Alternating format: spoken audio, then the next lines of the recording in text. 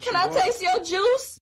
Well, hey there, folks. PBusardo. We're going to get back to the reviewing. Now, when I was at NVE, Alabama, I did do a bunch of recording. I looked at it from more of a an advocacy standpoint. Okay, so some of those interviews that I did are going to show up on my Facebook. We're going to talk a little bit about it here, but we really got to get to this review because there's a lot of stuff going on here with this device, and it's going to take a while to do the review properly. And I am talking about the Oventy Vega. That is what we are taking a look at in this video. Also, at the end of this video, we're going to find out who won the last Nada contest and kick off another one for your very own Oventy Vega. NVE Alabama, like I said, we're not going to talk a lot about it in this video, but I do want to mention a couple of e-liquid companies because there was one there were actually a few there that I tried. See, I like to walk around and just try a bunch of e-liquid, and what I think I'm going to do new at the shows is deem a Phil's Best of Show. And what's going to qualify for a Phil's Best of Show? It's basically if I try an e-liquid and it stands out and it's something a little bit different from everything else, something that takes me by surprise. So that will be Phil's Best of Show when I go to these shows. Paradigm Distro, Paradigm Vapors, these guys right here, they did have a couple of e-liquids that I really did like. Deja Vu and Nillikilla. Actually, Nillikilla, I think, won Best of Show Foxwoods. Really nice guy, really adult, mature labeling. So hats off to Paradigm Vapors. There was that. The one that I thought won Best of Show was from Free Range Vapor, and they have a liquid called Party Foul. And I tried this, and I was like, wow, that's just like really different and unique. Now, I'm sure some of you are going to be like, well, I've tried a liquid like that. Okay, well, maybe you have. I haven't. Party Foul is a fresh-picked mint muddled with strawberries and cucumber. Deliciously fresh inhale and a slightly fruity exhale. I'm really not into mints all that much, but I really enjoyed this liquid. I wish they had a 12. They didn't, but I really enjoyed it. And I happen to really like cucumber in vapes. I thought it was a very refreshing summertime vape. So if you have the opportunity, check out Free Range Vapor Party Foul. Now, there was another one that I tried that I liked, but that kind of won Best in Show because that one took me by surprise. This Chefs, and it's called By the Roll. And I tried all of their line. This one stood out. And I said, you guys don't by any chance have a 12, do you? They did have a 12. Hi. How are you? Very well. So we're here at the, what's the name of this company? This is the Chef's Recipe Company, and I am talking to Scott. Scott, how long have you been with this company? 2.5 years. 2.5 years. And I came over here and I tried one. What was the one I tried? It was the... By the Roll. By the Roll. Yeah. Okay, By the Roll. And it was like a pear donut. A pear donut, and I really liked it. And I said, I asked the question, and I expected to hear a no, but I actually got a yes. You have it in a 12 at the show, in a 12 milligram. Yep. And why do you have 12 milligrams at a show? Customers ask for it, so we carry it. Customers ask for it, right? So in the shops, in the stores, customers are still asking for 12s? We got several shops, and all the shops, 12 milligrams still sells. Right. That's what they need for, helping for smoking alternatives. A healthy smoker, smoking alternative, right? So a lot of smokers, they're going to need those higher milligrams when they come into the shop. Yep. And it sounds like you guys have it. So I think that's terrific. Thank you very much. And lots of luck with the line, brother. Cool, man. Thanks. All right. Bye. And I understand, guys, that the 0, 3, and 6 have become very, very popular, but we still need those higher nicotine strengths available, not just in nic salts, but in freebase as well, for the smokers or for the people who still enjoy 12 milligrams or higher nicotine strengths, okay? So hats off to Chef's Recipe for having a 12 there. Thank you. Now, I am going to put one interview in this video because I thought it was a fun interview to do. I was on Vape Radio, and while being interviewed by Rod, or the Rod Man, I actually interviewed him. So we're on the radio, but I'm interviewing him. We got all kinds of mics going, so check that out. Vape Radio, the station that vapes everything and plays everything. The soundtrack to your vape shop, hanging out at National Vape Expo in Mobile, Alabama. Rod Man here with my partner, my co-host for all the NVE events, the one and the only legendary. Taste the chips. God, Phil! Oh my God. How can I be your co-host if I haven't said anything on the microphone? But you're the co-host of the show, man. You're the famous person. I'm just the spinner bait that. I don't want to be the famous person. I'm just the spinner bait that gets people's attentions with a funny yellow shirt. I'm the dancing monkey. You actually deliver the actual information. Wow. Thank you very much. So this is kind of odd. So I'm going to see if we can get in a little bit closer here because we're using like 3 mics right now. We're dual because broadcast. we're on the air with Vape Radio. Yep. And I'm doing a little interview here with the Rod Man. The Rod Man. That's, you know what? And I hate that name. You know, it was given to me in radio, right? Yeah. And my boss brought me in the first time in radio. He said, "What's your radio name going to be?" I said, "I'm just going to use my name, Rod Cochran." He said, "No, that's way too phallic." He said, "We're going to call you." He said, "We're going to call you the Rod Man." I went, "Like that's not." That's just as phallic as the Rod Man. Yeah. So 20 years later, I'm stuck with it. So it's all right. I think it works. I think it works. It's branding. You got to keep it. You know? And you seem to be a really cool guy. But talk to me where Rod Cochran. Where did you come from? I came from radio. You know, I worked most of my life for over 20 years in radio. Actually, I started in this market right here. It's my hometown, Mobile, Alabama. I did a morning show in Cleveland, at a rock station there. Worked down in Florida and Tampa, Panama City, New Orleans. And as I got older, I had a child, and basically got left in a situation where it was just me and my son. All right, and no parents, no grandparents, no anyone. So I had to get out of radio because of the time requirements. But in that time frame, I'd always been just a chain smoker. That's where that radio voice came from, Marlboro. Well, that's the only thing I got from them, that and like a Swiss Army knife. So, but I knew I had to quit. I knew I had to make some kind of decision if I'm going to be around for this little boy, because there's nobody else there to take care of him. If I go, there's no one. He goes to a foster home or what have you. So that's when I got into vaping, and I started out with Cyclops Vapor, working for those guys, just doing marketing, and loved it so much. Started doing a video show, seeing what you guys were doing, and just wanted to be a part of it. And thought, how could I use my radio to just benefit the community? And so I started helping MC some shows here and there, making announcements, just using my voice in a way that I'd used it, but using it in the vape community.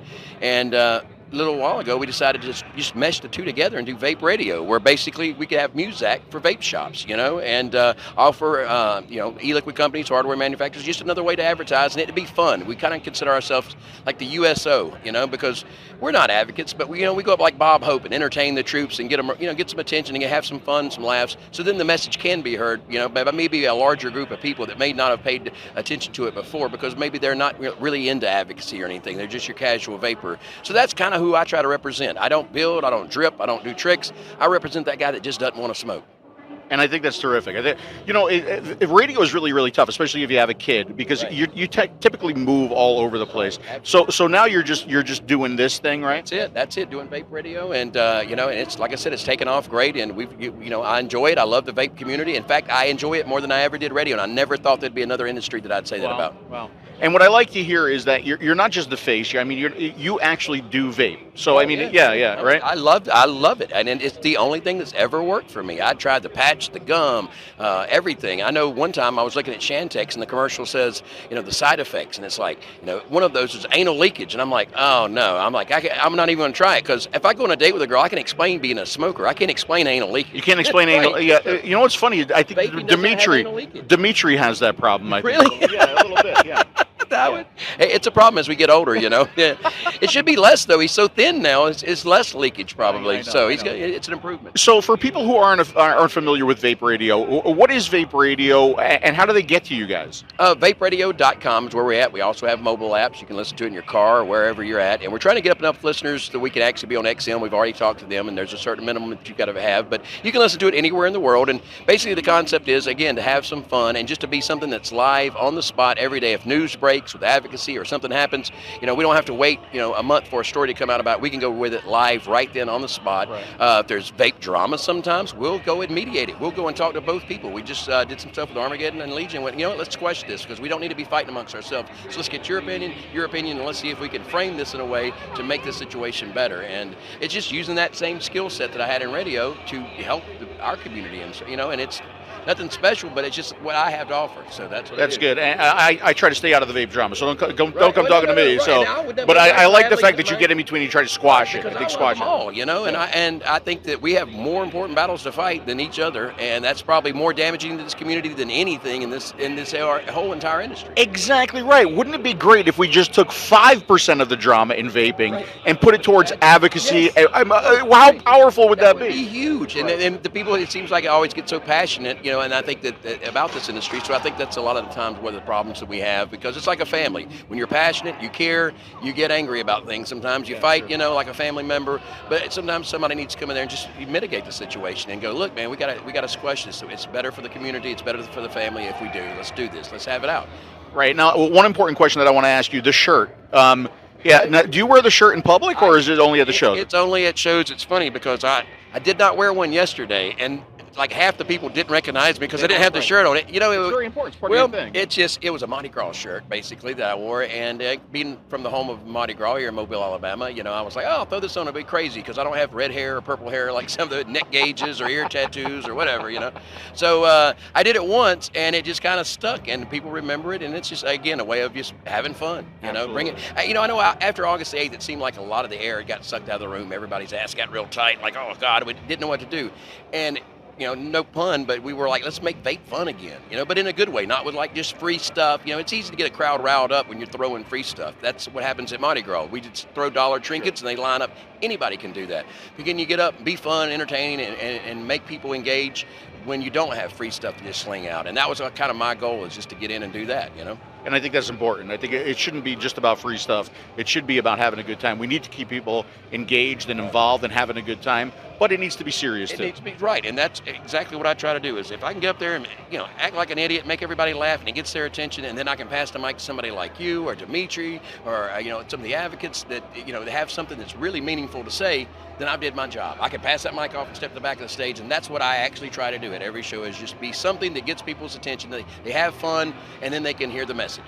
And I think that's absolutely terrific. I know there's a mic covering my face right now, but I think that's absolutely terrific. Thank you for allowing me to interview you on your show, man. Interview, yeah. I forgot. I even forgot I was on the radio. I'm excited about. Yeah, I forgot I was excited about it being on your show because you're like an OG. You're a legend, man. From when I got in the business, and I have the utmost respect, honestly. Now, does OG stand for Original Guido or Old Guy? Both. Both.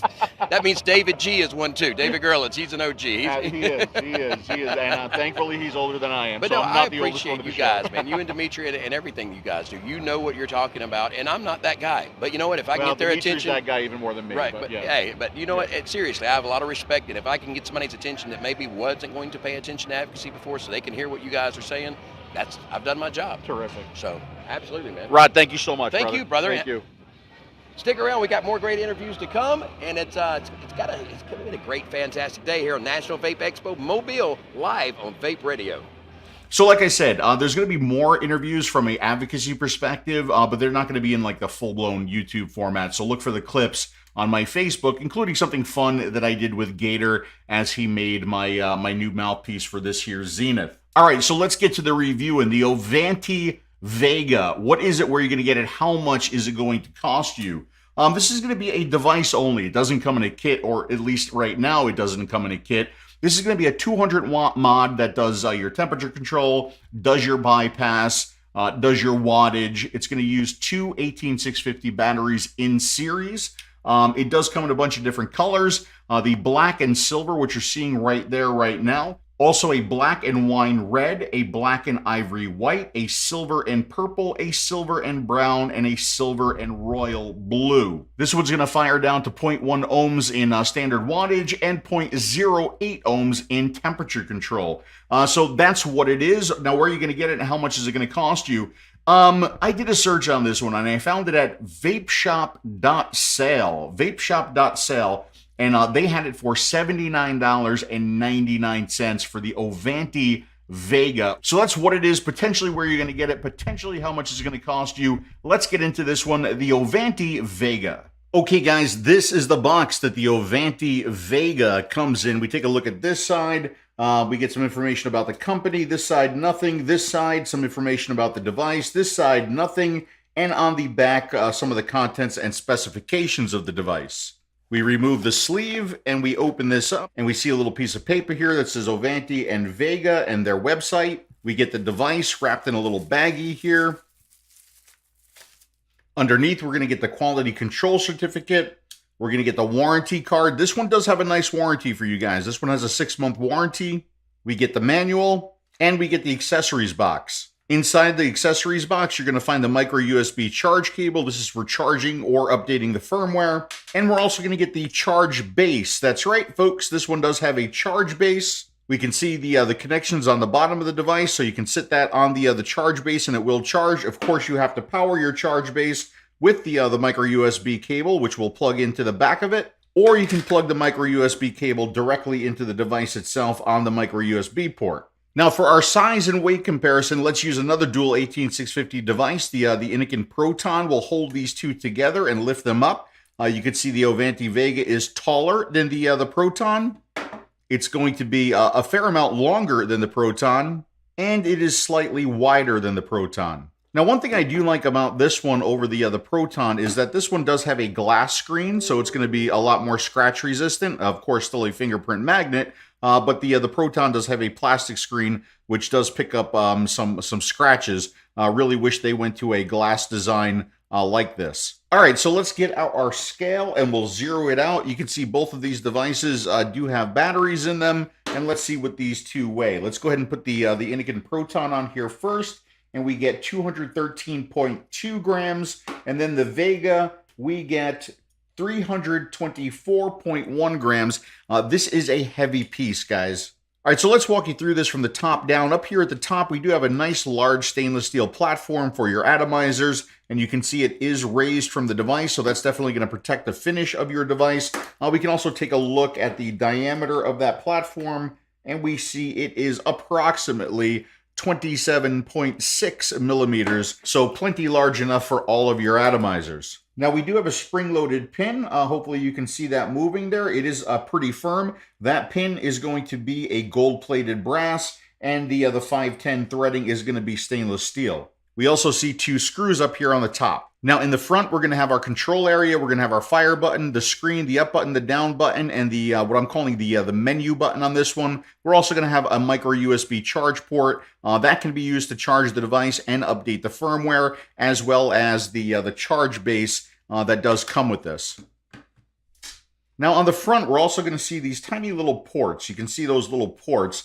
And what that does is it allows the LED to shine through. So this does have LED lighting. It's more subdued than some other mods, but it does look pretty good. And we'll go through that when we get there. Now on the sides of this, you can see it's definitely ribbed for her pleasure. And you would think with that ribbing that it would lead to a good grip. Now it's definitely grippy. But what I noticed is when your hands are clean and dry and the device is clean and dry, this does get a little slidey and even a little bit slippery too, because this is a very smooth metal, a very polished metal. I think this would benefit a little bit from this, instead of being a smooth metal, being something more rubberized on these side bars here. I think that would give the device a better grip, especially because of how heavy it is. Now on the bottom, we're going to see our charge plate and two more screws. Now using those screws on the top, on the bottom, and four more on the battery sled, I was able to get inside here and take some photos for you that you are seeing right now. Now on the back of this, we find the battery cover, and we have Oventy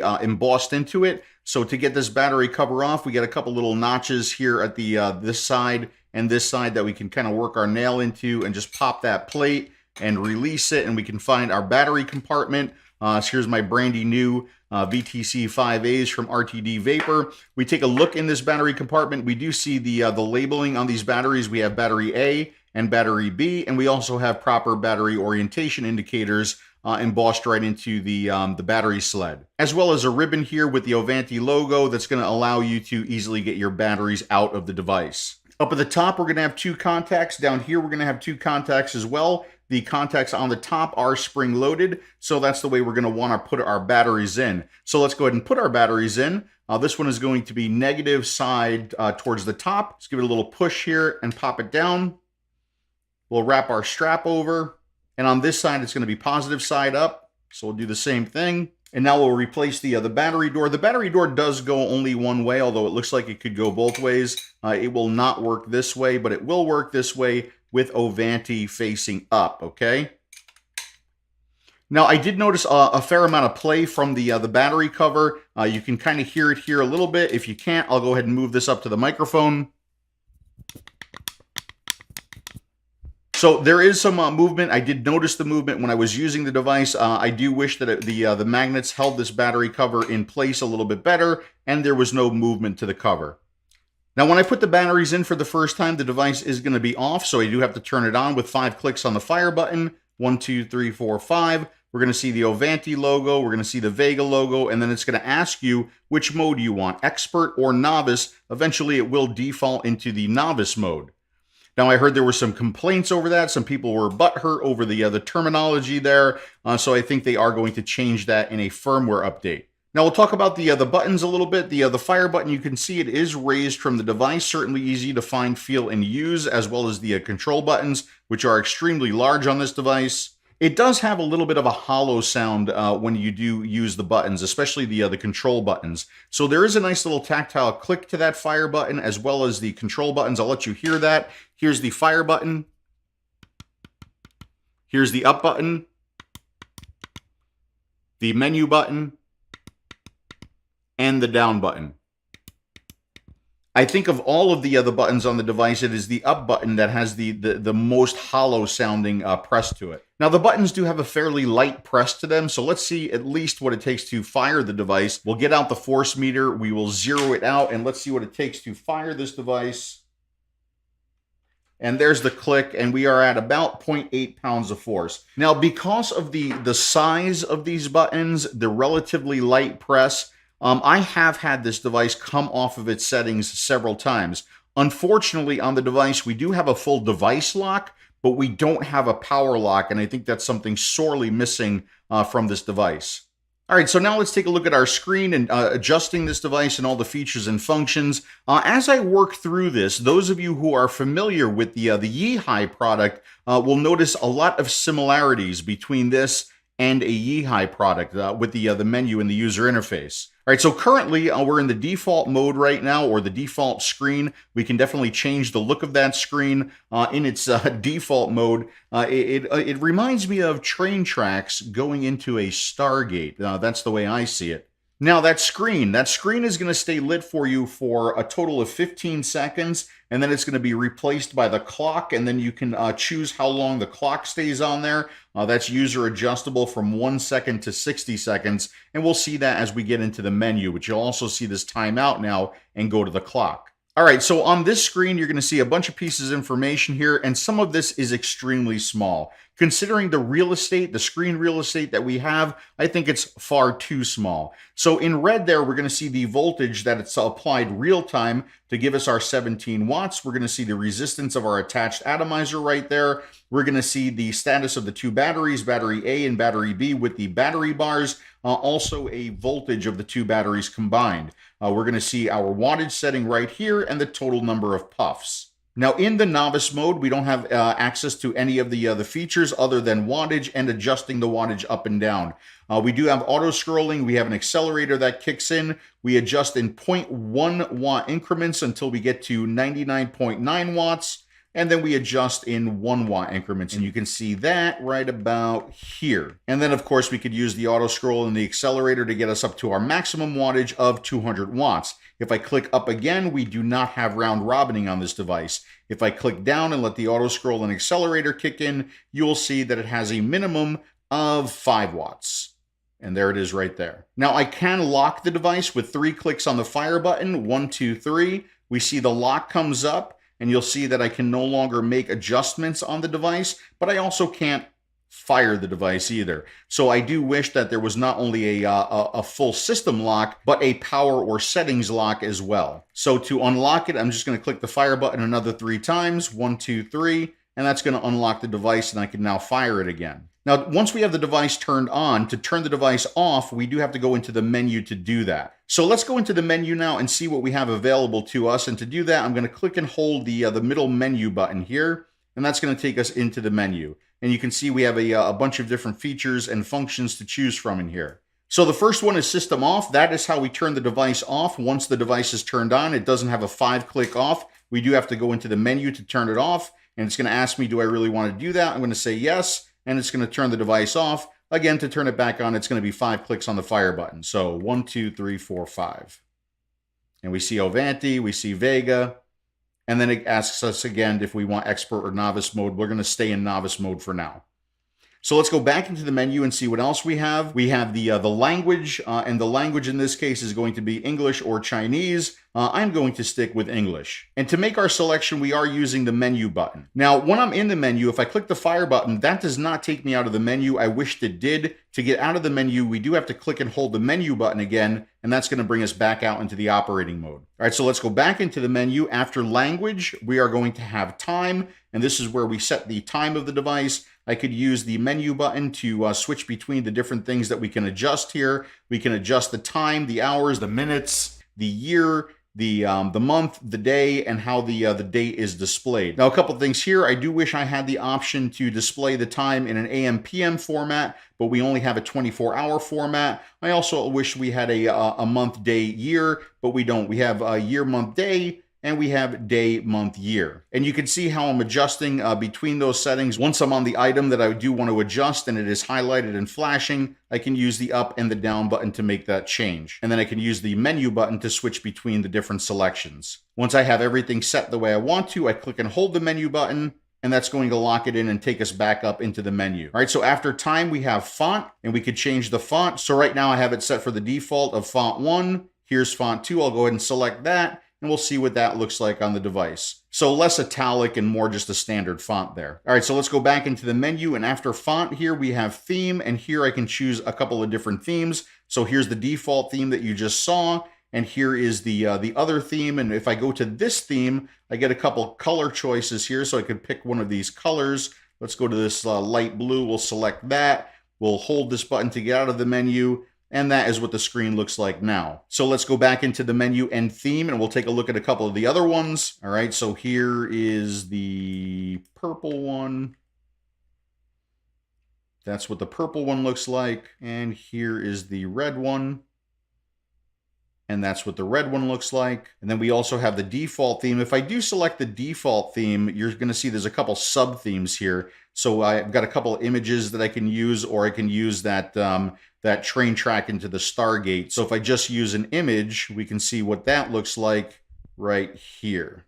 Okay, so a couple of different ways for you to adjust what your screen looks like. Now, after theme, we do have LED. This is going to control the LEDs on the device. And we have a couple of things that we can choose from. We can have breathing, which means this is going to kind of fade in and fade out as you're using the device and until the clock goes away. We have always on. That's going to remain on until the clock goes away. We have a random. It's going to flash a random color until the clock goes away, or we can turn the LED off.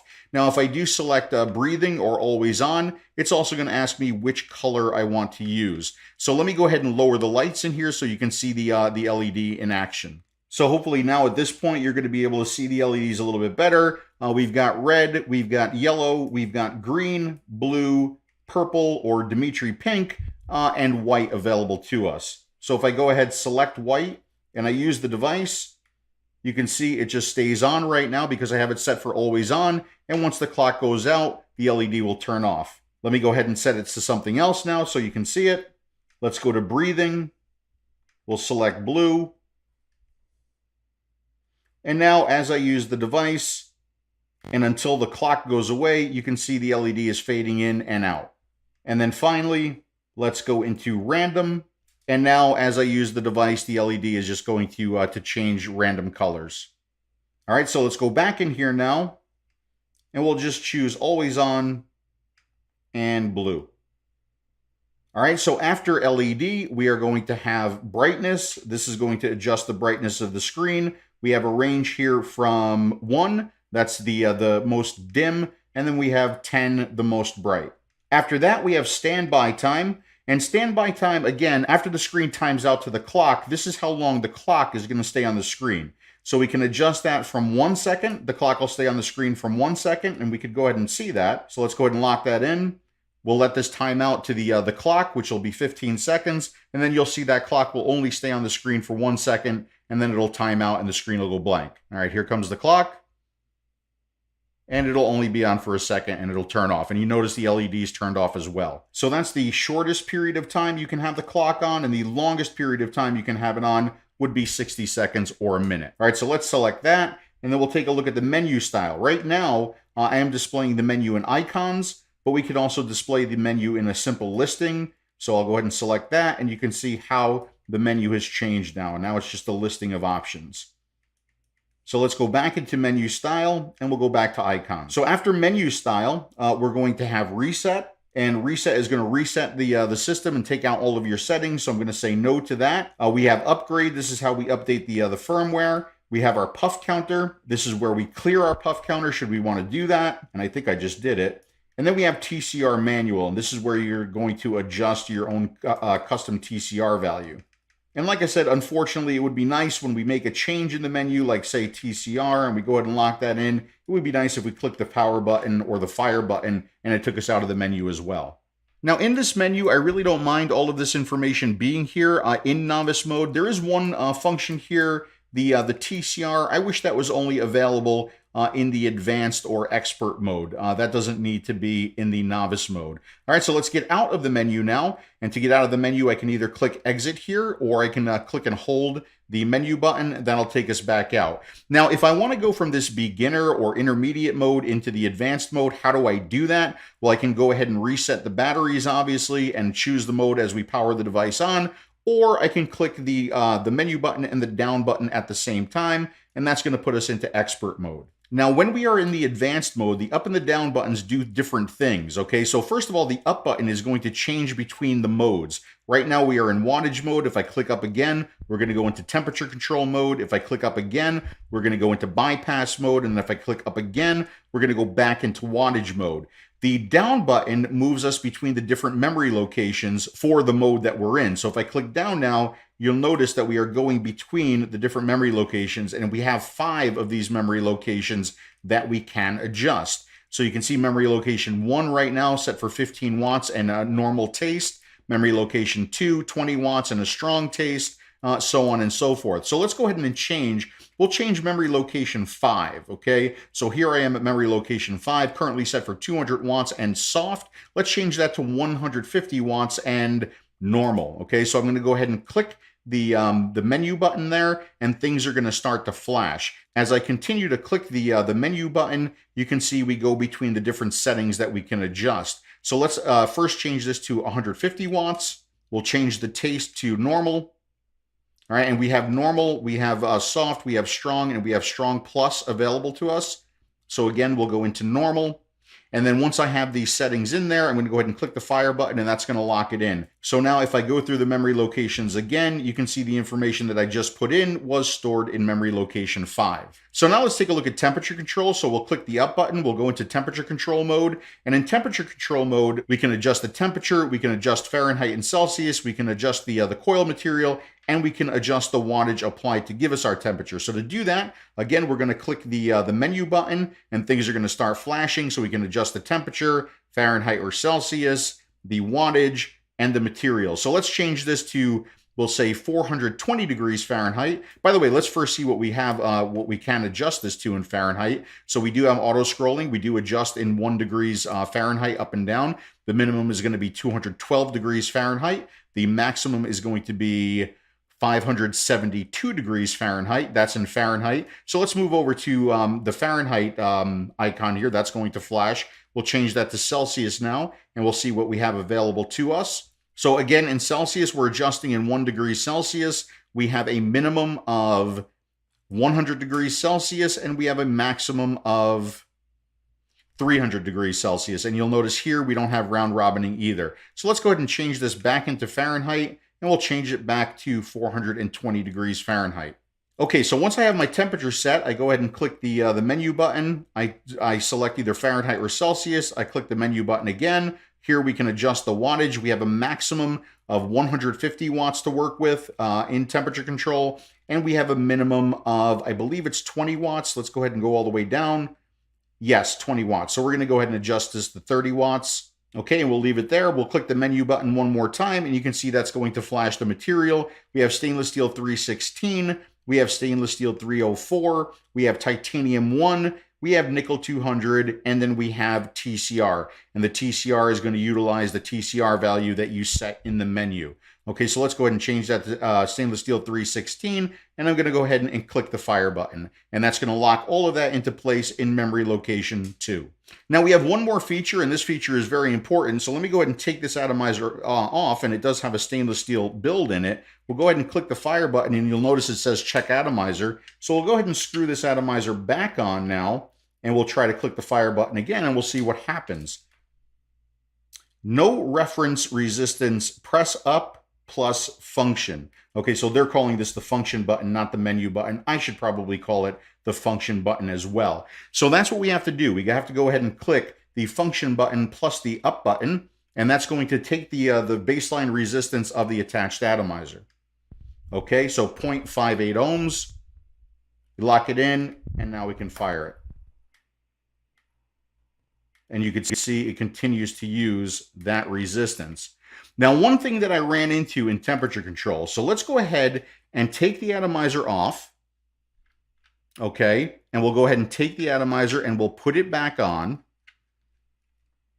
and we'll fire it, and it keeps that resistance locked into place. But if I take the atomizer off, and let's say I accidentally click the fire button, okay, and I put the atomizer back on, and I try to fire it, look at what it says. It says no resistance or no reference resistance, press up plus the function button.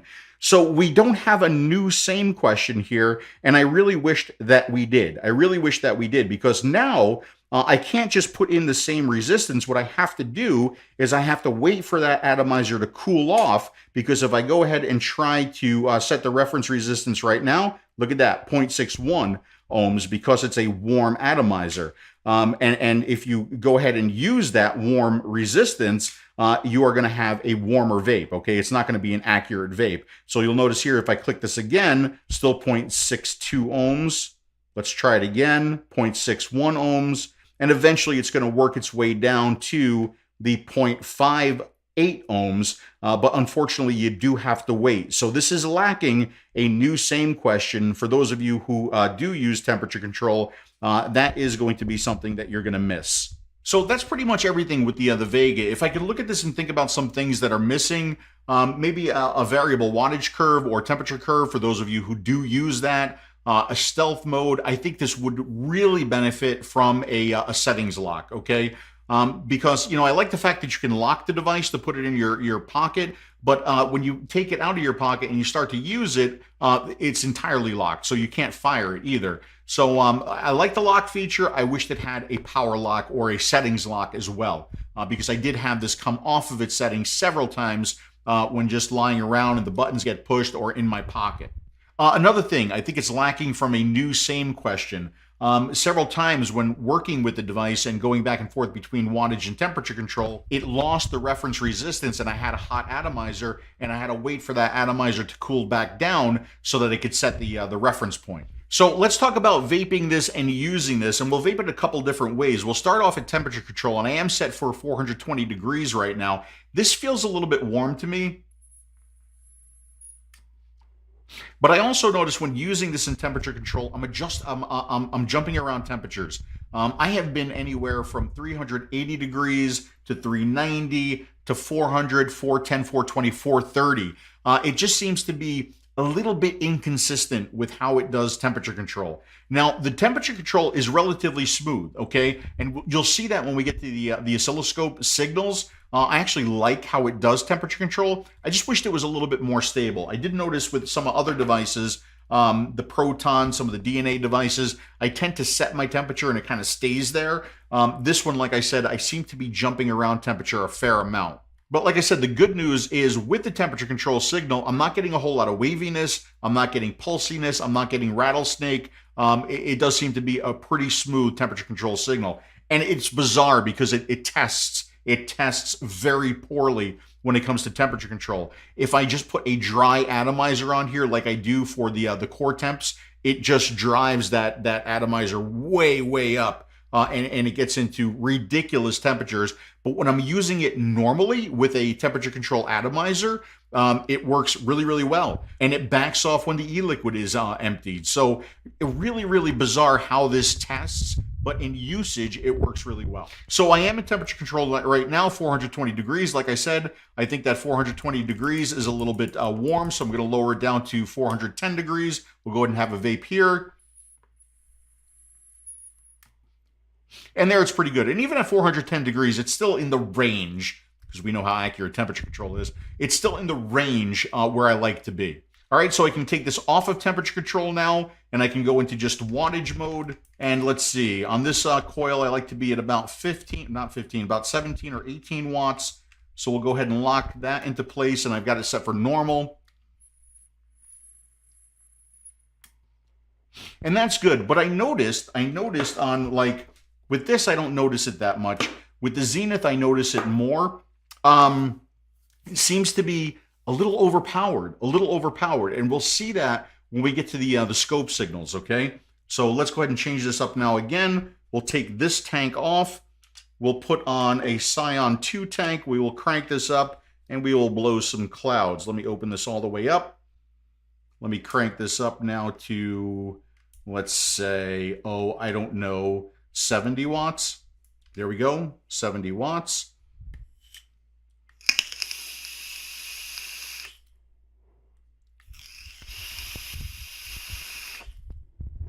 Ooh, 70 watts is, I don't remember what I like that coil at, but it's not 70 watts. That seems a little bit warm.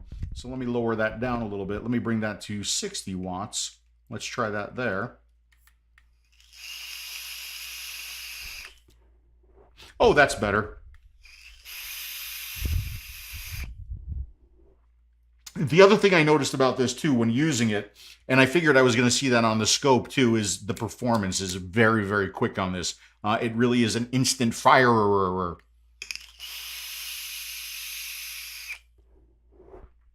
Now, in using this, the ergonomics of this, it's a little bit chunky. You can see my hand really doesn't wrap all the way around it. There were times where I was really wishing that this was a side switch on this, especially with these, you know, the big ribs here for her pleasure. But it's not. We do have a fire button on the top. So when I do pick this up, I have to pick it up the right way to hit this with my thumb, because if I pick it up the wrong way, it's really uncomfortable to trigger this device, okay? And also, like I said before, because this metal is so smooth, even though it is ribbed for her pleasure, when my hand is clean and dry, I do find it gets a little bit slidey. All right, so now let's talk about the built-in safety features on this device. We do have reverse battery protection. I did check that. Nothing exploded. That's a good thing. Now, the short circuit error. According to the manual, it does have a short circuit error, but I was never able to see it, okay? So I used my standard shorted atomizer. That didn't work. I used a screwdriver, just jammed a screwdriver into the connection. That didn't work. It always came up as 0.01 ohms, and it gave me a low resistance error. So the protection is there. I just wished I was able to see the actual short circuit error. Now, how low will this one fire down to? By spec, 0.1 ohms. Obviously, it does that, or when we get to the chart, so we're going to see a big missing bar at the very beginning. Cutoff on this one, it has a 7-second cutoff, which I think is pretty reasonable. I know a lot of devices have 10-second cutoffs, but like I said, if you're taking a 10-second draw on your E-Cig, maybe you should seek professional help. Now, it uses 2 batteries, so what about torture testing this device? All right, so I let both batteries run down. One battery ran down to 3.373 volts. The other battery ran down to 3.330 volts. I put the battery at 3.330 volts in the device with the battery at 4.182 volts, and I tried to fire it, and I did get the weak battery warning on it, so that's a good thing. I then took both of those batteries and I put them in the device and I charged them overnight, and they came out at 4.175 volts and 4.153 volts. Okay, so it did balanced firing correctly. It did balanced charging correctly. Now, what about the board? Does the board have a temperature sensor? Yes, it does. So I fired a low resistance, high wattage over and over again. Didn't take very long before I did see the too hot error, meaning that there is a sensor on the board, keeping the board, the battery, and you safe. So what about charging the device? The device has an advertised charge rate of 2 amps, and I did see 2 amps, actually a little over 2 amps, when I had the cable connected directly into the device. When I was using the charge base, I did see a little bit of a different charge rate. When I was using the charge base, I saw about 1.6, 1.7 amps. Okay, so it does appear to charge faster when the cable is plugged directly into the device versus having the device sit on the charge base. But it is nice that it does come with a charge base, and the device can be used either with the charge base or with a cable plugged directly into it. And now it's time to get into the signal and the numbers and all that other good stuff. All right, guys, so here is the signal of the Oventy Vega. This is 5 watts at 0.1 ohms. You can see we have a nice flat DC signal. We'll crank this up to 15 watts. That's what that looks like. This is what 100 watts looks like, and it does get a little bit sloppy here and a little bit more sloppy when we get to the 200 watt signal. So now I start to look at the delay, and I'm just looking at the signal, and then I notice something. I noticed something on the scope, and maybe you'll see it here as well, and this is something that we're going to talk about a little bit later on. But anyway, this is looking for the ramp, and we can see there is really no ramp up time on this device. I'm pushing the button here, letting it go here, pushing the button here, letting it go here. Now I incorporate my test signal, and you can see this fires really, really quick, guys. This is with the screen on, with the screen off, with the clock on, with the clock off. Every condition, it is a very, very short delay. And if I zoom in here, I mean, really, it's hard to measure. 1.28 milliseconds, and that's still, there's a lot of statistical error in there as well. So it's quick. Let me put it to you that way. It's quick. So now let's take a look at the different tastes, and this is going to be the normal setting, 50 watts at 0.5 ohms. You can see here I'm reading about 49 watts. Let's change that to the soft setting. Here's the soft setting, and what we can see is it fires below our set wattage for a little while, and then it comes up to our set wattage. So let's measure those as well. The low point is going to be about 40.1 watts, and then it goes up to the 50 watts. And what about the time? How long is that section of the puff? That section of the puff is going to be about 1 second, okay? So that's what it does in soft setting. It fires a little bit low, and then it brings it up to your setting.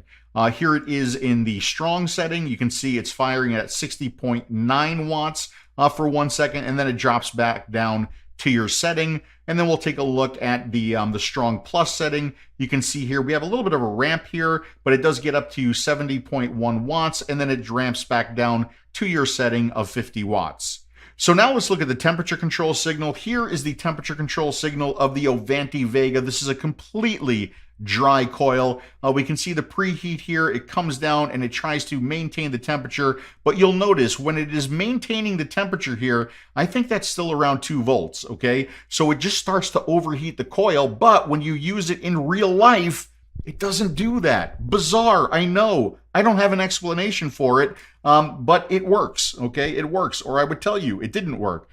This is it, by the way, firing at 30 watts. If I do crank it up to 150 watts, we do see the preheat goes a little bit higher there, okay? So this is, again, 30 watts, and this is at 50 watts. Now, if I blow on the coil, we'll bring it back down to 30 watts, and I'll start blowing on the coil. What we get is, well, we get boobies, okay? And I really like boobies. So here's some boobies here, and here's some boobies here. So I'm blowing on the coil. It's not super reactive, but it's not the slowest device I've ever seen either.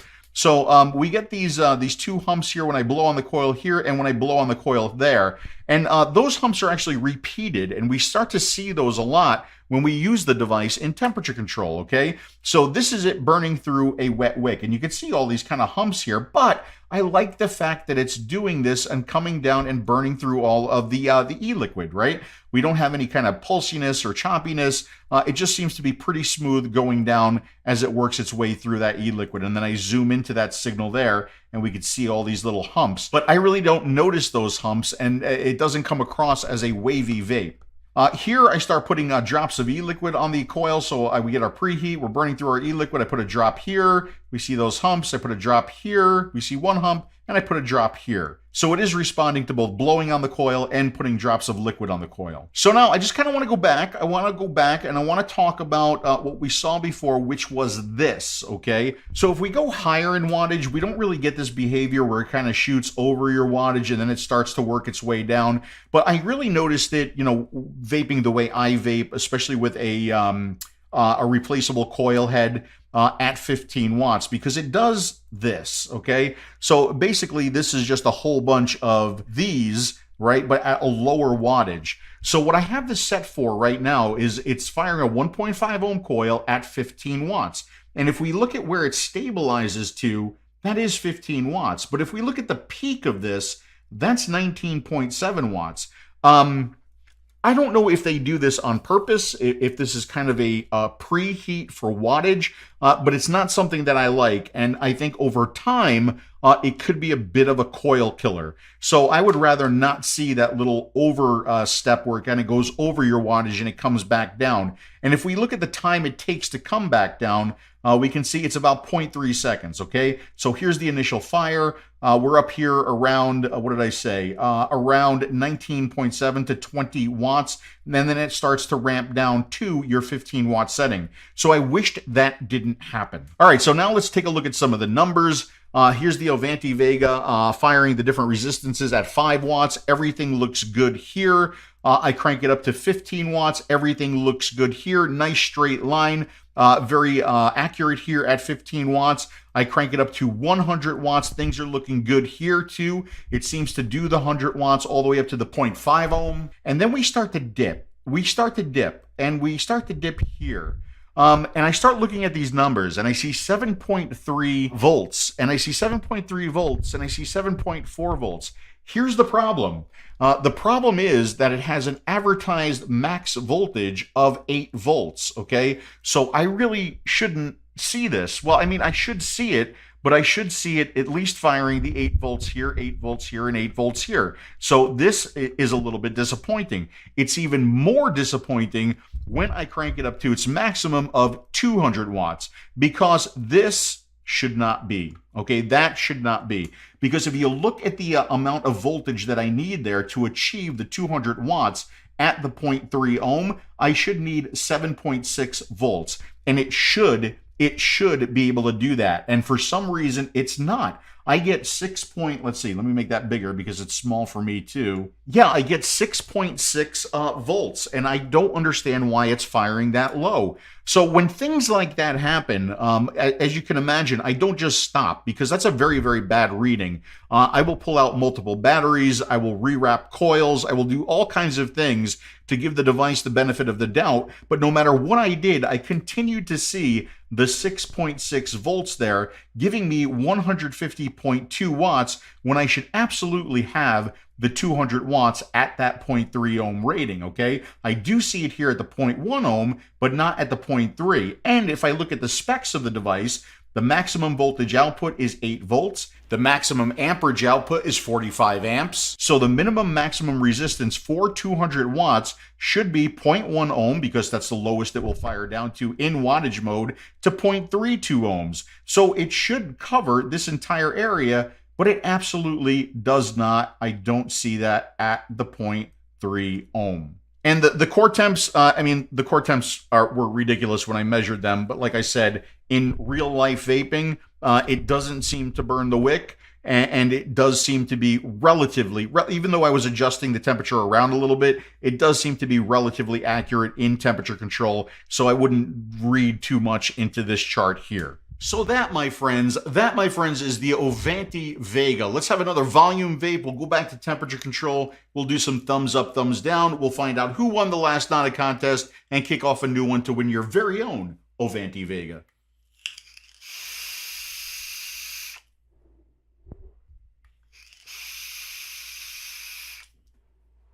It's a fast device.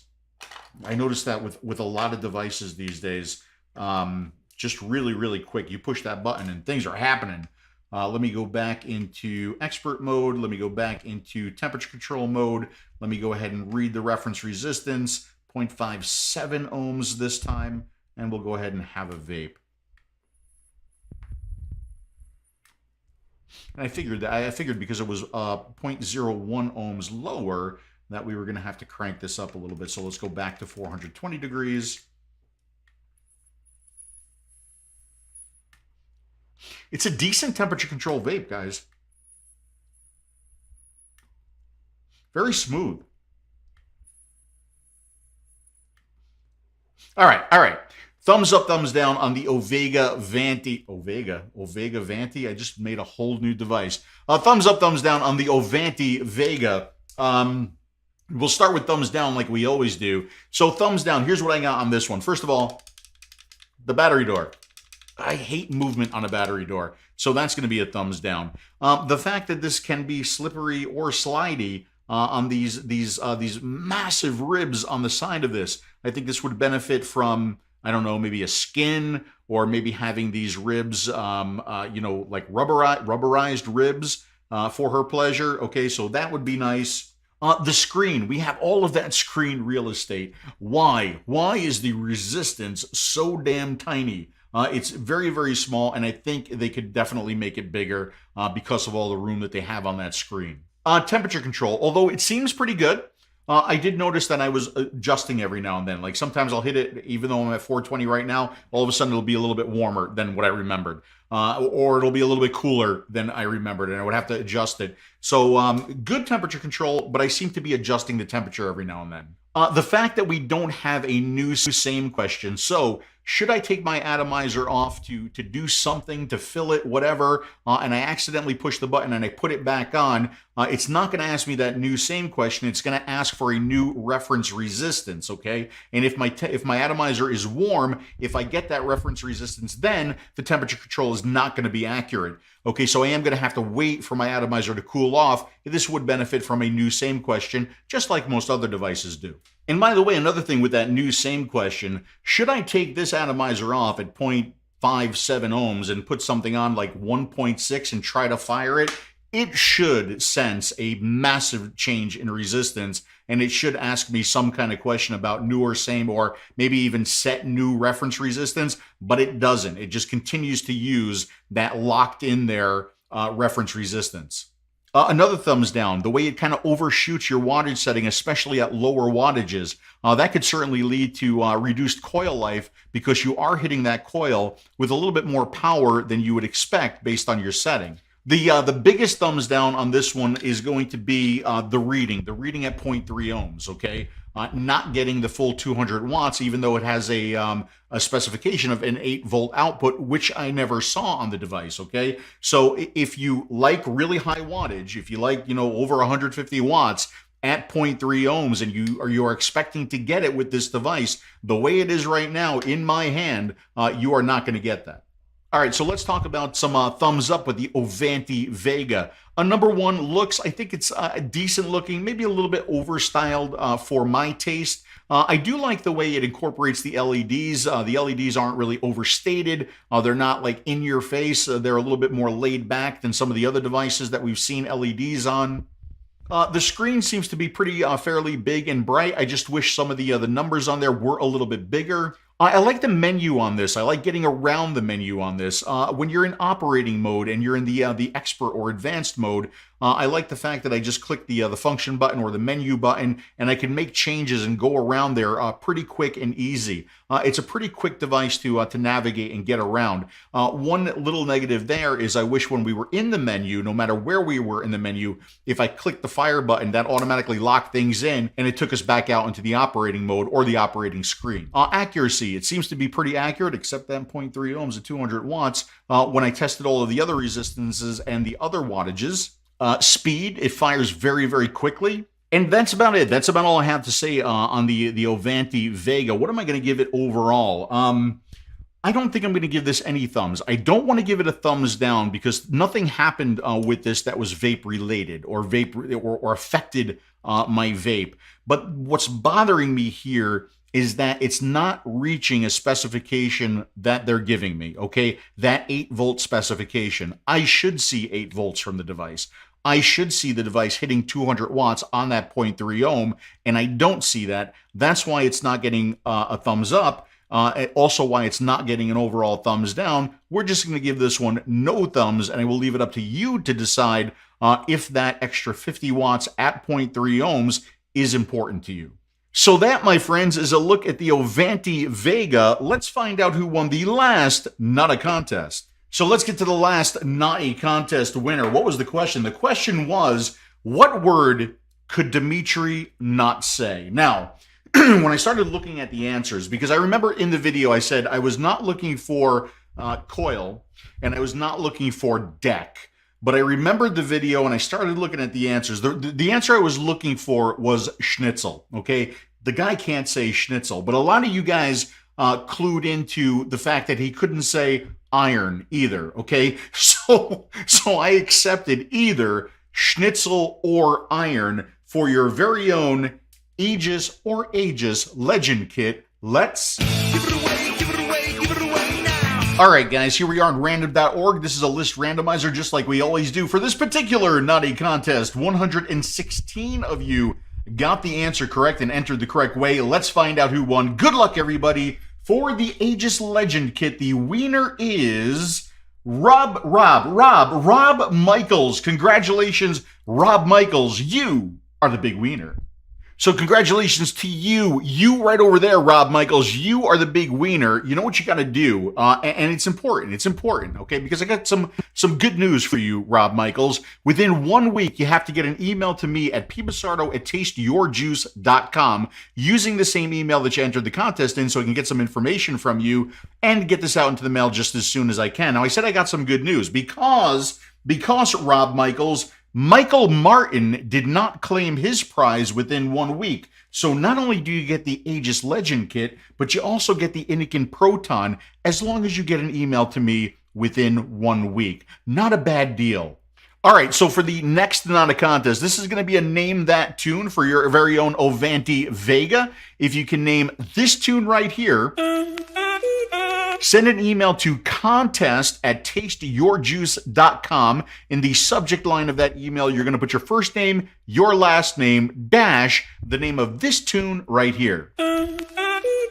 All right, so today's date is going to be, let's see, it's going to be Wednesday. It's Wednesday the 23rd. We have the Aspire Breeze contest still going on. You have until 11:59 p.m. Eastern Standard Time tonight. Well, by the time this video is up, it'll probably be too late, but that's how much time you have for that contest. We'll let this go till next Wednesday, the 30th of May at 11:59 p.m. Eastern Standard Time to get your entries in to win the Oventy Vega. That is the end of this video, folks. I hope you found some of the information helpful. As always, you guys, thank you so much for watching, and I'll see you again soon. Can I taste your juice?